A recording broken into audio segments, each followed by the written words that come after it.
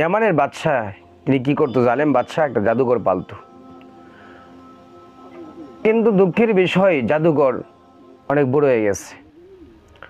তো জাদুঘর বড় হয়ে গেছে, এবার জাদুঘর চিন্তা করলো যে আমি মৃত্যুর পর আমার জায়গায় একটা লোক সেট করার দরকার, কারণ আমি তো বেশি দিন দুনিয়াতে থাকবো না, বৃদ্ধ হয়ে গেছি। প্রিয় ভাই বন্ধুগণ, এবার ইয়ামানের বাদশাকে বললেন, জাহাপনা আমি তো চলে যাব, তো আমার জায়গায় একটা শিষ্য রেখে যাচ্ছি, একটা শিষ্য রাখার জন্য চাচ্ছি, যে আমি চলে যাওয়ার পর আপনাকে ছাবুট দেওয়ার মতো জাদুবিদ্যা দেখিয়ে মানুষদেরকে আপনার দিকে আকৃষ্ট করার জন্য, প্রভু প্রভু ভাব নেওয়ার জন্য, যাতে করে মানুষ আপনাকে প্রভু বলে স্বীকার করে স্বীকৃতি দেয়। এই জন্য একজন এরকম একটা লোক সৃষ্টি করার জন্য আমি চাচ্ছি। প্রিয় ভাই বন্ধুগণ, তো ইয়ামানের বাদশা এবার চিন্তা করলো, তুমি তো ঠিকই বলেছ, কারণ তুমি তো দুনিয়াতে বেশি দিন বাঁচবে না, কিন্তু তোমার জায়গায় একটা লোক সেট করা দরকার, কারণ তুমি তো চিরকাল থাকবে না। প্রিয় ভাই বন্ধুগণ, এবার বলল, যদি আমার জায়গা যদি পূরণ করার জন্য কাউকে চান, তাহলে পূরণ করার জন্য ইচ্ছা থাকে, তাহলে একটা ছোট্ট বাচ্চা নিয়ে আসেন, যিনি ছোটো কাল থেকে আমি আমার নিজের মতো গড়ায় তাকে তুলব, বড় করব, নিজের মতো গড়ায় আমি বড় করব তাকে। এবার ইয়ামানের বাদশা খুঁজে খুঁজে খুঁজে খুঁজে একজন পিচ্ছি পেলেন, যে পিচ্ছির প্রখর মেধা, যে পিচ্ছির কি ভাই প্রখর মেধা। এবার সেই পিচ্ছি জাদুঘরের কাছে আসে জাদুবিদ্যা শেখার জন্য।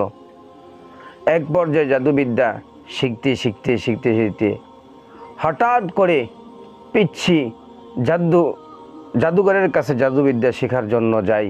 কিন্তু এইদিকে যাওয়ার পথে যখন বাড়ি থেকে যখন যখন জাদুঘরের কাছে যখন বাসা থেকে যখন জাদুঘরের কাছে যাই, তো এদিকে মাঝখানে হচ্ছে বুজুর্গর খানকা, যে খানকাতে বসে বুজুর্গ যে এক আল্লাহর ইবাদত করছে, এক আল্লাহর নামাজ পড়ছে, অন্য কোনো ইলার দুনিয়ার কোনো প্রভুর নামাজ পড়ছে না, একমাত্র তামান পৃথিবীর আল্লাহ, তামান পৃথিবীর রব, তিনার ইবাদত করছে।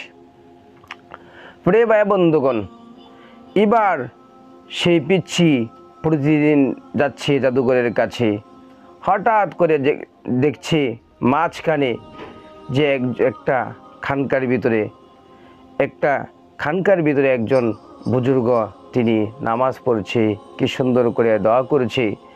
এগুলো দেখে সেই পিচ্ছির খুব ভাল লাগছে, তার মন চাচ্ছে একটু দেখতে যতই দেখে ততই তার মন চায় দেখার জন্য।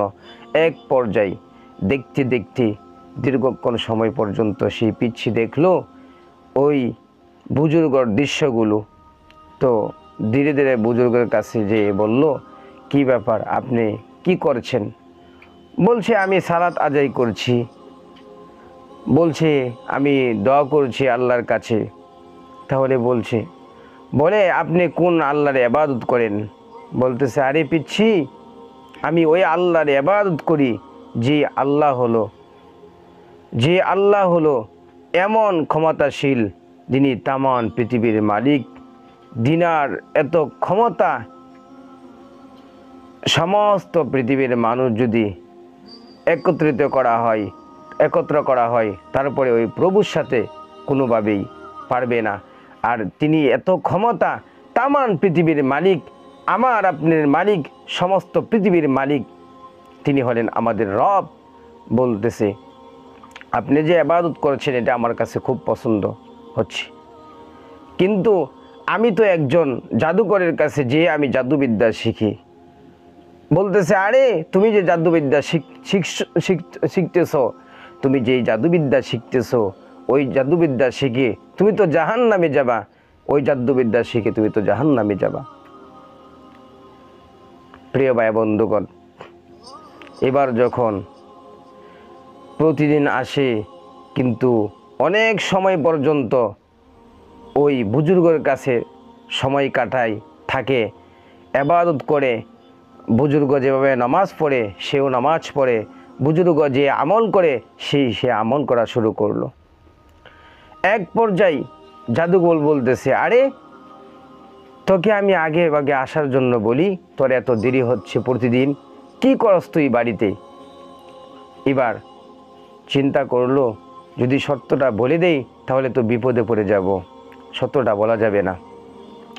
এবার চিন্তা করলো, উপায় বের করলো, কি করা যায়। বলতেছে, আমার পরিবার আমাকে আটকিয়ে রাখে, এই জন্য আমার দেরি হয়। আবার যখন চিন্তা করলো জাদুকরের কাছে যখন থাকবো, থেকে যখন সময় নষ্ট করব, তখন আমি বলবো যে আমার পরিবারকে আমি বলবো জাদুকর আমাকে আটকিয়ে রেখেছে, এজন্য আমার দেরি হয়েছে, লেট হয়েছে। একদিকে জাদুকরের কাছে যেয়ে বলে আমার আহাল আমাকে আটকিয়ে রেখেছে। আবার যখন বাড়ির থেকে যখন যাওয়ার সময় যখন দেরি হয়, বুজুর্গের কাছে সময় বুজুর্গের কাছে থেকে সে ইবাদত করে, জিকির আজকার করে, বুজুর্গ যেভাবে নামাজ আদায় করে, সালাত আদায় করে, অমনিভাবে সে সালাত আদায় করে। প্রিয় ভাই বন্ধুগণ, এমনভাবে করতে করতে এক পর্যায়ে এবার বুজুর্গের কাছে সময় দে, ইবাদত করছে। একদিকে সে জাদুঘরের কাছে এক কথা বলে, আবার এদিকে যখন বাড়িতে যায় আরেক কথা বলে। প্রিয় ভাই বন্ধুগণ, এমনভাবে সময় কাটতে কাটতে কাটতে কাটতে এক পর্যায়ে এই পিচ্ছি এমন ইসমে আজম শিখলেন, এমন পর্যায়ে চলে গেলেন, পিচ্ছি আল্লাহর কাছে যা দোয়া করে আল্লাহ তাই কবুল করে। একজন মানুষের চোখ অন্ধ হয়ে গেছে, চোখ দিয়া দেখতে পাচ্ছে না, ওই পিচ্ছির কাছে যাওয়ার পরে আল্লাহর কাছে দোয়া করে আল্লাহ ওই ব্যক্তির চোখের সমস্যা আল্লাহ সারাইয়া দেয়, চোখের সমস্যা দূর করে দেয়, চোখ ভালো হয়ে যায়। তেমনিভাবে কুষ্ঠরোগী যদি ওই পিচ্ছির কাছে যায়, আল্লাহর কাছে দোয়া করে ওই কুষ্ঠরোগী ভালো হয়ে যায়। প্রিয় ভাই বন্ধুগণ, এখন ওই পিচ্ছি যা আল্লাহর কাছে দোয়া করে সব কবুল হয়, যা আল্লাহর কাছে চাই তাই পিচ্ছি পাই। প্রিয় ভাই বন্ধুগণ, এক পর্যায়ে চিন্তা করলো, সহিহ মুসলিমের ভাষ্য, এক হাটের যাওয়ার রাস্তায় বিশাল সেটা হয়তো অজগর হোক, যে কোনো একটা বিশাল প্রাণী হোক, সেই প্রাণীর কারণে মানুষজন ভালোভাবে ওই দিক যাওয়ার কোনো সুযোগ হচ্ছে না, মানুষের কষ্ট হচ্ছে, ভয় পাচ্ছে যে ওই দিক গেলেই মানুষের বিপদ হবে, মানুষের মুসিবত হবে, এরকম ভাব দেখা যাচ্ছে। এবার বিপদে ভাই বন্ধুর পরিচয়। এবার সেই পিচ্ছি চিন্তা করলো, বিপদে বন্ধুর পরিচয়, আজকে একটা পরীক্ষা হয়ে যাক। এবার সেই পিচ্ছি একটা ডেল নিয়ে বলল যে আল্লাহ, যদি বুজুর্গর বিষয়টা যদি হক হয়ে থাকে, তাহলে আমি একটা ডেল ছুঁড়ে এই প্রাণীর শরীরে নিক্ষেপ করব, আর আপনি কি প্রাণীটাকে ধ্বংস করে দিবেন প্রাণীটাকে। আর যদি বুজুর্গটা যদি সত্য না হয়, হক না হয়, জাদুঘরটা যদি সত্য হয়, হক হয়, তাহলে সেই প্রাণীটা মরবে না, প্রিয় ভাই বন্ধুগণ, এবার যখন সেই পিচ্ছি যখন ডেল ছুঁড়ে যখন মারলেন, মুহূর্তের ভিতরে প্রাণীটা ধ্বংস হয়ে গেল, মারা গেল। মানুষ স্বস্তি পেল, মানুষ চলাফেরা করার জন্য সহজ হয়ে গেল, মানুষের কোনো সমস্যা হচ্ছে না। প্রিয় ভাই বন্ধুগণ, এবার চিন্তা করলেন, আরে সেই বুজুর্গের বিষয়টাই তো হক, যদি হক না হতেন তাহলে এই প্রাণীটা মরতো না, এই প্রাণীটা ধ্বংস হইতো না। বুজুর্গটা সত্যি হওয়ার কারণে আল্লাহ প্রাণীটাকে ধ্বংস করে দিয়েছে। প্রিয় ভাই বন্ধুগণ, এক পর্যায়ে যখন পিচ্ছি আবার যখন সেই বুজুর্গের কাছে চলে গেল, বুজুর্গের কাছে যাওয়ার পর এবার বলছি, হুজুর, আজকে তো আমার এই অবস্থা হয়েছে যে আমি বলেছি যদি আপনারটা যদি সত্য হয়ে থাকে, হক হয়ে থাকে, তাহলে আমি একটা দেয়াল ছুঁড়ে মারবো, এই প্রাণীটা ধ্বংস হয়ে যাবে। যদি আপনারটা সত্যি হক যদি না হয়, তাহলে এই প্রাণীটা মরবে না, মারা যাবে না, জীবিতই থাকবে প্রাণীটা। আমি যখন একটা দেয়াল যখন ছুঁড়ে মারলাম, মুহূর্তের ভিতরে প্রাণীটা ধ্বংস হয়ে গেল। বলতেছে, আরে তুমি তো আমার চেয়ে উপরে চলে গেছো, তুমি এমন পর্যায়ে চলে গেছো, আল্লাহ তোমাকে এমন ইসমে আজম দান করেছি। আরে তুমি তো আমার চেয়ে বড় হয়ে গেছো, আমার চেয়ে বড় হয়েছো। প্রিয় ভাই বন্ধুগণ, এবার বুজুর্গ বলতেছে, শোনো পিচ্ছি, তোমাকে আল্লাহ এত ইসমে আজম তোমাকে দিয়েছে, আমার চেয়ে বড় তোমাকে বানিয়ে দিয়েছে, কিন্তু শোনো, এই শহরের ভিতরে, এই অঞ্চলের ভিতরে, শহরের ভিতরে একমাত্র আমি এক আল্লাহর ইবাদত করি, আর সকলেই দুনিয়ার মানুষের পূজা করছে, দুনিয়ার মানুষকে মাবুদ বলে মানছে, কিন্তু দুনিয়ার মানুষ মাবুদ বলার কোনো কি শক্তি রাখে না, ক্ষমতা রাখে না। একমাত্র আমার আল্লাহ হচ্ছেন আমাদের রব, আমাদের মালিক। প্রিয় ভাই বন্ধুগণ, এবার যখন বুজুর্গ বলতেছে, আরে বাচ্চা শোনো, কিন্তু এখানে আমি হকের উপরে আছি, শুধু খালি আমি জানি, কিন্তু তুমি এই বিষয়টা যদি কাউকে যদি তুমি বলে দাও, তাহলে আমরা কেউ থাকতে পারবো না, আমাদেরকে মেরে ফেলবে, আমাদেরকে শেষ করে দিবে। অতএব তুমি যদি ধরাই পড়ে যাও, আমার নামটা তুমি কি করবে না, বলবে না, আমার কথা তুমি প্রকাশ করবে না। এবার পিচ্ছির কাছে যেই আসে সেই সুস্থ হয়ে যায়। এবার রাজ্যের মন্ত্রী আসলো, মন্ত্রীর চোখগুলো অন্ধ হয়ে গেছে, অনেক চিকিৎসা করছে, তো মন্ত্রীদের টাকা পয়সার অভাব থাকে না, প্রচুর পরিমাণ টাকা পয়সা মন্ত্রীদের। এবার মন্ত্রী সাহেব চিন্তা করলো, জীবনে তো টাকা পয়সা অনেক নষ্ট করেছি, চোখ তো আর ভালো হলো না, চোখ তো আর সারাইতে পারলো না কেউ, চোখ তো আর ভালো হলো না। এবার চিন্তা করলো, তাহলে এবার পিচ্ছির কাছে যাই, যদি চোখগুলো ভালো হয়ে যায়। এবার যখন সেই রাজ্যের মন্ত্রী যখন চলে গেছে পিচ্ছির কাছে, যা বলতেছে, আরে পিচ্ছি, তুমি যা কিছু তুমি যদি মানুষকে সুস্থ করতে পারো। এবার বলতেছে, আরে মন্ত্রী সাহেব, আমি তো মানুষকে সুস্থ করতে পারি না, সুস্থ করার যোগ্যতা, সুস্থ করার শক্তি তো আমার নেই, আমি তো কোনো মানুষকে সুস্থ করতে পারি না।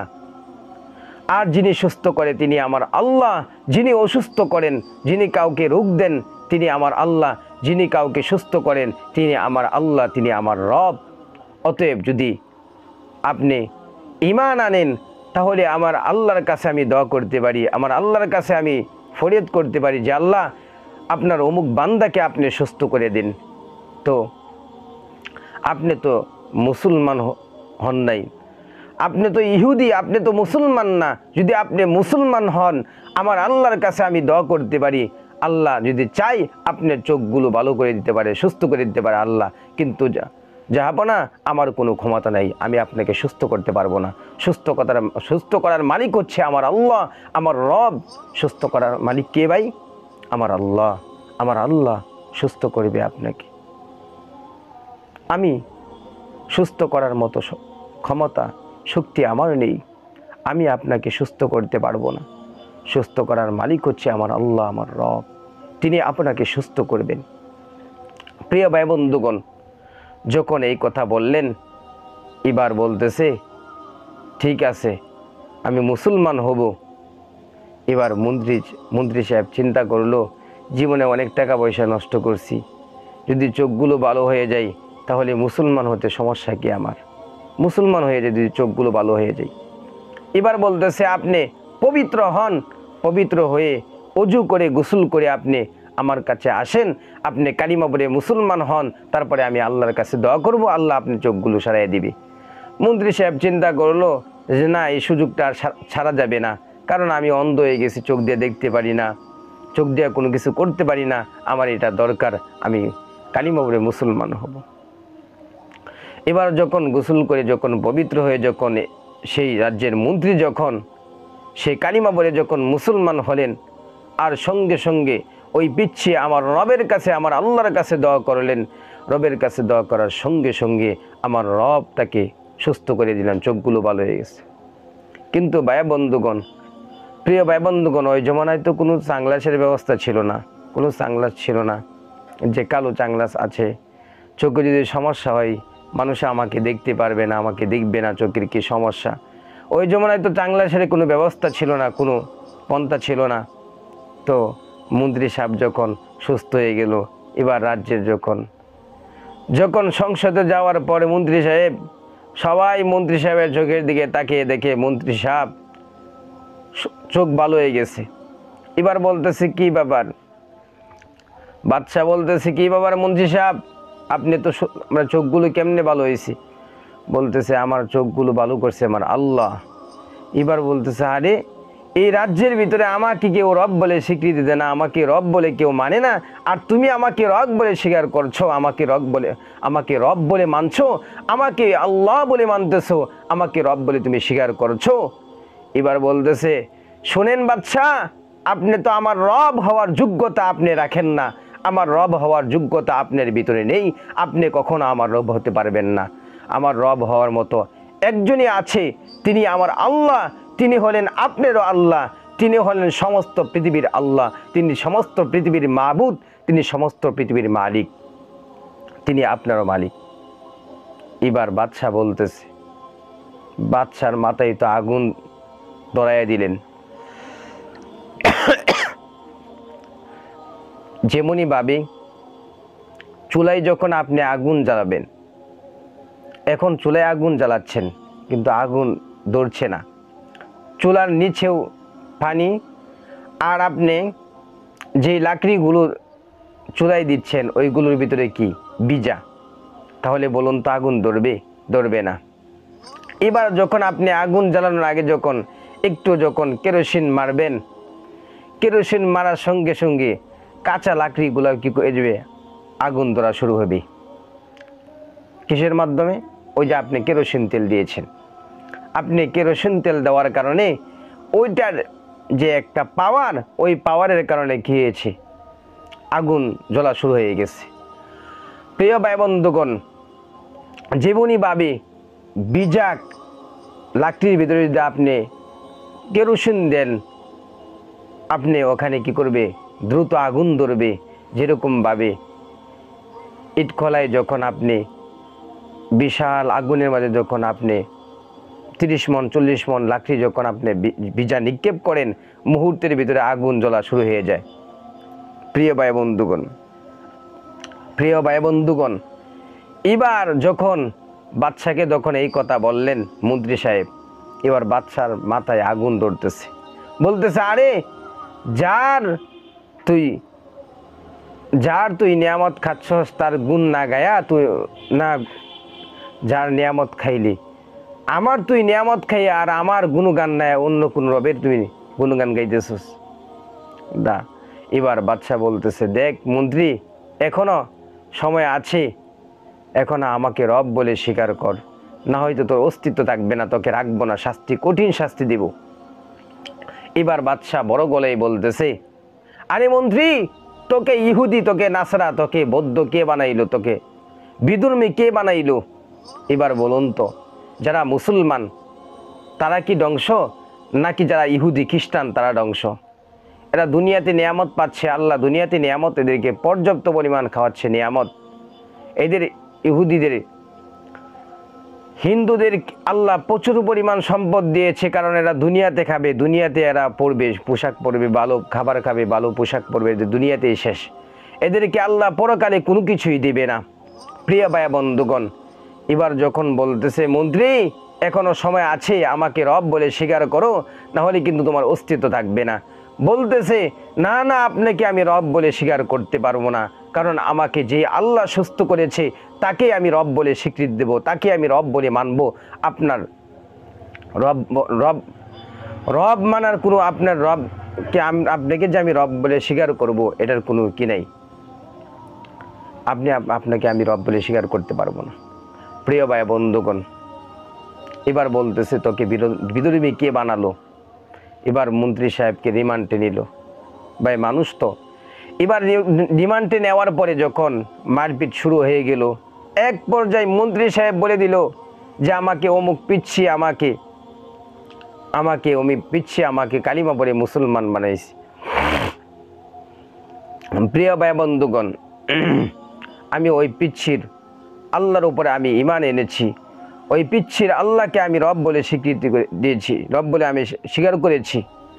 এবার যখন পিচ্ছিকে খবর দিয়ে আনলো, এবার পিচ্ছি আসলেন। এবার যখন পিচ্ছিকে যখন রিমান্ডে নিল, এখন সেই বুজুর্গ তো বলেছে আমার নামটা তুমি প্রকাশ করিও না। এবার যখন রিমান্ডে নিল, রিমান্ডে মায়ের দূর দিচ্ছে, আর রিমান্ডে মায়ের খাওয়ার পর রিমান্ডে এমন পরিমাণ ধুলাই দিচ্ছে, দেওয়ার পর এক পর্যায়ে স্বীকার করলো অমুক বুজুর্গ আমাকে, বুজুর্গর হাত ধরে আমি ইসলাম গ্রহণ করেছি, বুজুর্গর হাত ধরে আমি কি হয়েছি, মুসলমান হয়েছি।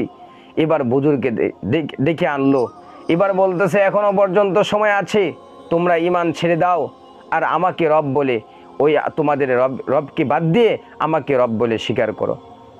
এবার বুজুর্গ বলতেছে জান দিতে পারি কিন্তু রবকে ছাড়তে পারি না। আমাদের জান দিতে পারি কিন্তু রবকে আমরা কি করবো না, ছাড়বো না, রবকে কখনো ছাড়তে পারবো না। প্রিয় ভাই বন্ধুগণ, এবার যখন এই কথা বললেন, বাদশার মাথায় আরো আগুন জ্বরা, আরো কঠিন মেজাজ গরম হয়ে গেল বাদশার। এক পর্যায়ে যখন বাদশা যখন এদেরকে বলছে শোনো, এদেরকে শাস্তি হচ্ছে, 2টা মুহূর্তের ভিতরে এদেরকে টুকরা করে দাও, 2 টুকরো করে দাও। এবার যখন বুজুর্গকে যখন এবার 2জন মন্ত্রীর সামনে বুজুর্গকে 2টা টুকরা করা হলো। মুহূর্তের ভিতরে বুজুর্গ কালিমা পড়ে মুসলমান, মুহূর্তের ভিতরে বুজুর্গ মারা গেল, শহীদ হয়ে গেল বুজুর্গ। এবার যখন বলতেছে দেখ মন্ত্রী সাহেব, আমি দেখ কঠিন শাস্তি দিয়েছি, মুহূর্তের ভিতরে শেষ করে দিয়েছি তাকে, এখনো সময় আছে, তুই কালিমা ছেড়ে ওই আল্লাহর ইবাদত বাদ দিয়ে আমাকে আল্লাহ বলে স্বীকার করে নাই, কিন্তু তোর অবস্থা কিন্তু এরকম হবে, এরকম কঠিন অবস্থা হবে। এবার বলতেছেন বাদশা শুনুন, জান দিতে পারি কিন্তু ঈমান ছাড়তে পারি না। এবার বাদশাকেও কি করলেন, এবার মন্ত্রী সাহেবকে কি করলেন, এবার মন্ত্রী সাহেবকেও সেই অবস্থা করলেন, 2টা টুকরা করলেন। মন্ত্রী সাহেব শহীদ হয়ে গেল, চলে গেল, মারা গেল।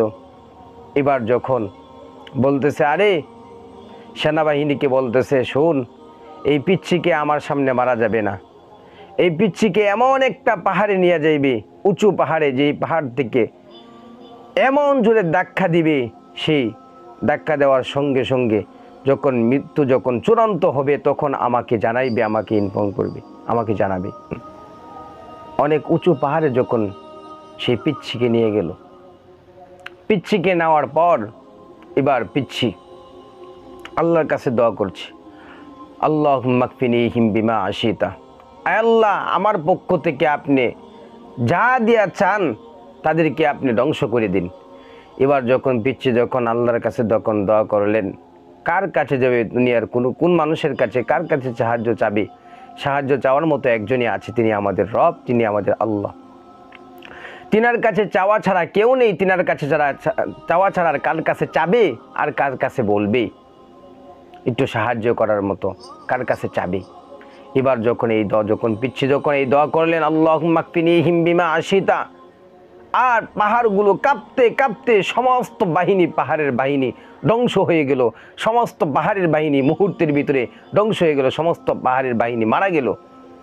এবার আস্তে করে পিচ্ছি পাহাড় থেকে নেমে আসতেছে। এবার যখন হেঁটে হেঁটে যখন বাদশার কাছে যখন আসলেন, বলতেছে আরে পিচ্ছি আমার বাহিনী কই? এবার বলতেছে কাফাহুমুল্লাহ, আমার আল্লাহ যথেষ্ট, কাফাহুমুল্লাহ, আমার আল্লাহ যথেষ্ট, কাফাহুমুল্লাহ, আমার আল্লাহ যথেষ্ট।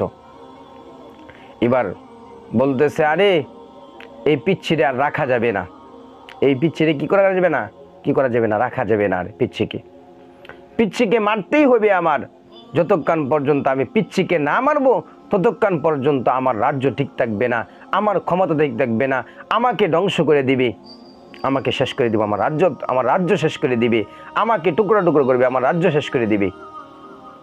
প্রিয় ভাই বন্ধুগণ, আবার বাহিনী সেই সমুদ্রের বাহিনী, বিশাল সমুদ্র, সেই সমুদ্রের বাহিনীকে হুকুম করলেন, এই সমুদ্র বাহিনী আসো। এই পিচ্চিকে বিশাল সমুদ্রের ভিতরে নিয়ে সমুদ্রের মাঝখানে যাওয়ার পর, তো ওই জমানায় তো জাহাজ ছিল না, লঞ্চ ছিল না।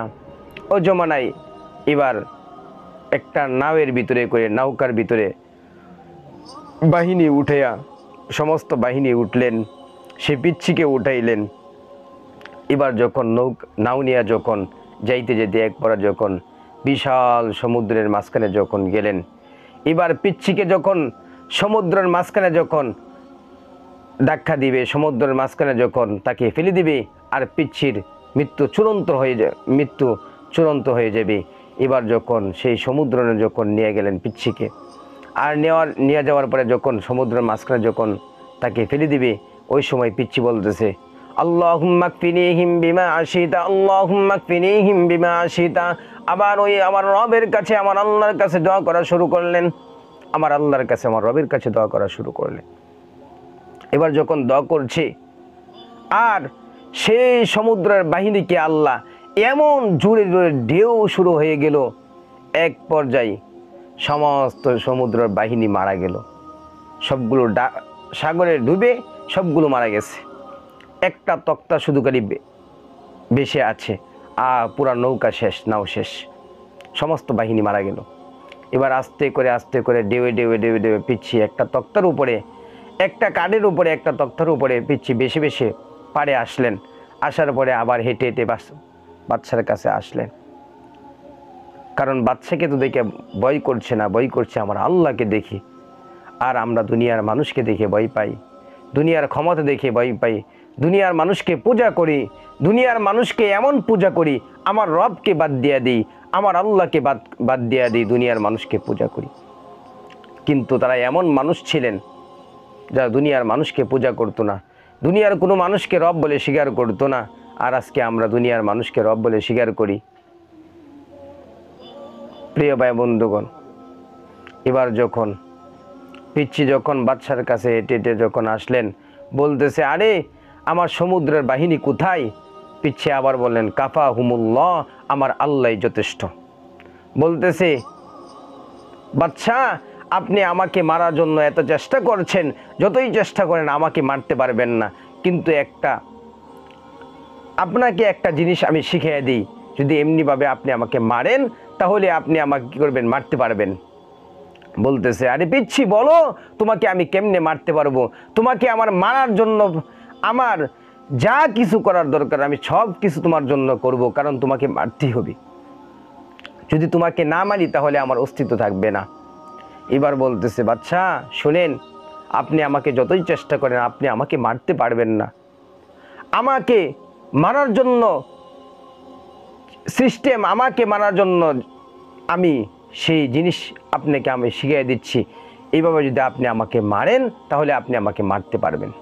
বলতেছে, বাদশা শুনেন, এবার দেখেন তাদের ঈমান কেমন ছিল, ঈমানটা কেমন মজবুত ছিল। প্রিয় ভাই বন্ধুগণ, তারা কেমন মানুষ ছিল, তাদের ঈমান কেমন মজবুত ছিল। এবার সেই পিচ্ছি বলতেছে, বাদশা শোনেন, আমার পিঠের ভিতরে যে তুনির আছে, তুনির ভিতরে যে তীর আছে, সেখান থেকে একটা তীর বের করে, সেই তীরের ভিতরে তীর যখন আমাকে যখন একটা শুলিতে চড়াইয়া, আমাকে উলঙ্গ করে যখন একটা শুলিতে যখন আমাকে চড়াইবেন, আমাকে শুলিতে চড়ানোর পর আর সেই আমার পিঠের ভিতরে তুনির থেকে একটা তীর বের করে বলবেন, বিসমিল্লাহি রাব্বি হাদাল গুলাম, বিসমিল্লাহি রাব্বি হাদাল গুলাম। এবার যখন এই কথা বলে যখন আপনি আমার তীরটা নিক্ষেপ করবেন, তীরটা আমার শরীর লাগার সঙ্গে সঙ্গে আমি মৃত্যুবরণ করব। বিসমিল্লাহি রাব্বি হাদাল গুলাম। বলতেছি, এই বাদশার রবের নাম নিয়ে আমি মারতেছি, বাদশার রবের নাম নিয়ে আমি মারতেছি বাদশাকে। এবার সেনাবাহিনী বলতেছে, বাদশা এই কাজ কইরেন না, ঝামেলা হয়ে যাবে, এই কাজ কইরেন না, ঝামেলা হয়ে যাবে, বিপদ আসবে, আরো বিপদ আসবে, এই কাজ করেন না।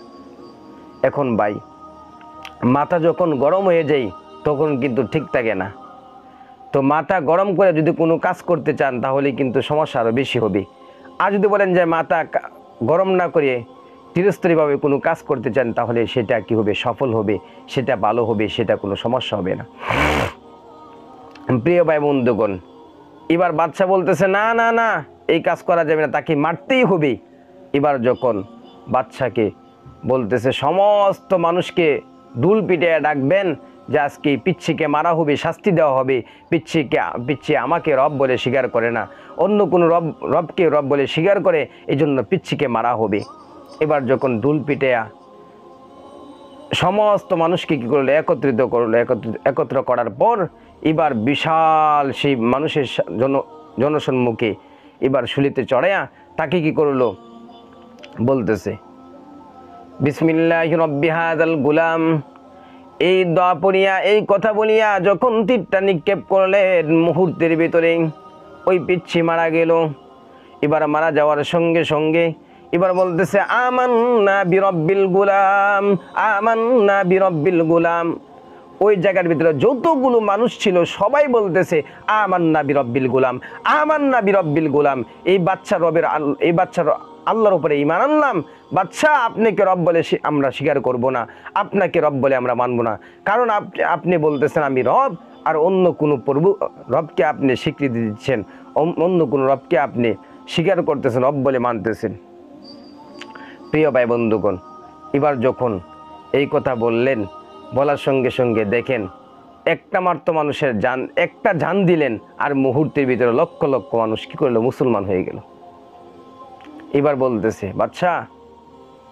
বাদশা আপনাকে আমরা রব বলে স্বীকার করব না, রব বলে মানব না, এই পিচ্ছির আল্লাহকে আমরা রব বলে স্বীকার করব, আমান্না বিরব্বিল গুলাম। এবার সমস্ত মানুষ মুসলমান হয়ে গেলেন।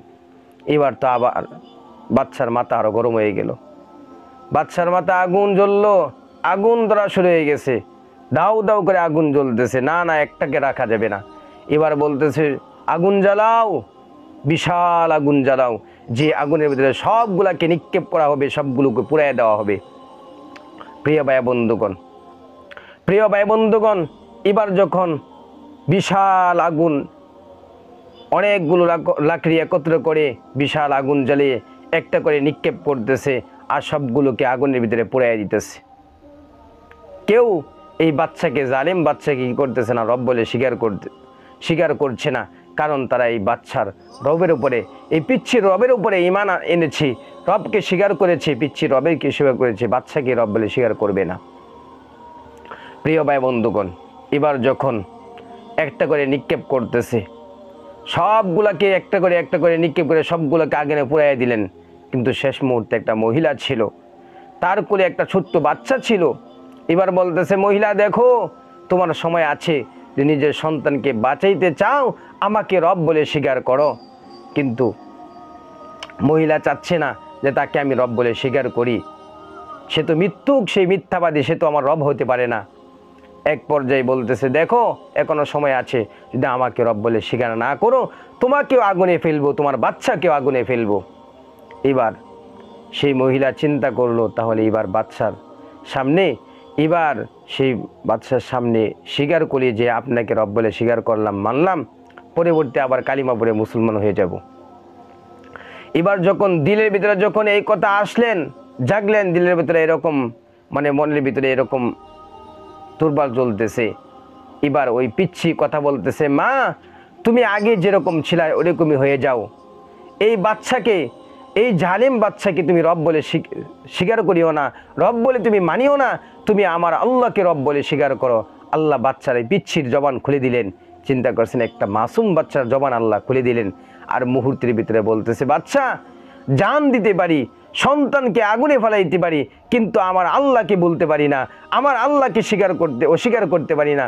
আমার আল্লাহকে স্বীকার করছি, আমার আল্লাহকে আমি মানছি, আমার আল্লাহকে বলতে পারি না।